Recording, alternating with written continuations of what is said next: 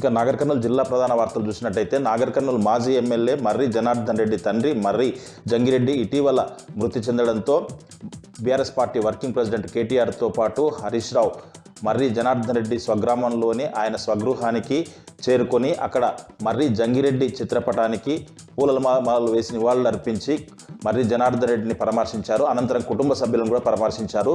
ఈ పరామర్శ కార్యక్రమంలో పలువురు మాజీ మంత్రులు, మాజీ ఎమ్మెల్యేలు, ప్రస్తుత ఎమ్మెల్సీలు, పలువురు బీఆర్ఎస్ నాయకులతో పాటు భారీ సంఖ్యలో ఉమ్మడి జిల్లా బీఆర్ఎస్ నాయకులతో పాటు మర్రి జనార్దన్ రెడ్డి అభిమానులు కూడా ఈ పరామర్శ కార్యక్రమంలో పాల్గొని మర్రి జంగిరెడ్డి చిత్రపటానికి నివాళులర్పించి కుటుంబ సభ్యులందరినీ కూడా పరామర్శించారు.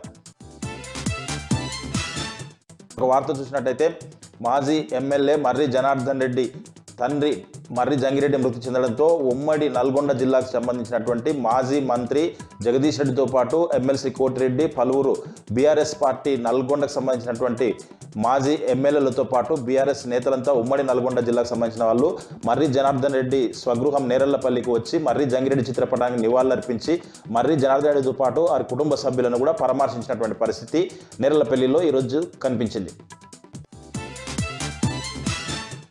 మరొక వార్త చూసినట్టయితే సమగ్ర శిక్ష అభియాన్ ఉద్యోగుల నిరవధిక సమ్మె 15వ రోజు చేరింది. నాగర్ కర్నూలు జిల్లా కేంద్రంలో ప్రతిరోజు కూడా వినూత్న రీతిలో నిరసన తెలియజేస్తూ ఉన్నారు. ఈరోజు వారి 15వ రోజు నిరసన దీక్షకు సమ్మెకు చాలామంది కూడా పలు సంఘాల నాయకులు సంఘీభావం తెలిపారు. ప్రభుత్వాన్ని పలు రకాలుగా డిమాండ్ చేశారు. మీరు ఇచ్చినటువంటి హామీలను రేవంత్ రెడ్డి వెంటనే ఆ సమస్యలతో పాటు సమగ్ర శిక్షా అభియాన్ ఉద్యోగుల డిమాండ్లు నెరవేర్చాలని, లేని పక్షంలో ఈ సమ్మె ఉధృతానికి మేమంతా కూడా సంఘీభావం తెలియజేస్తున్నామని చెప్పేసి కూడా వాళ్ళు తేల్చి చెప్పినటువంటి పరిస్థితి కనిపించింది.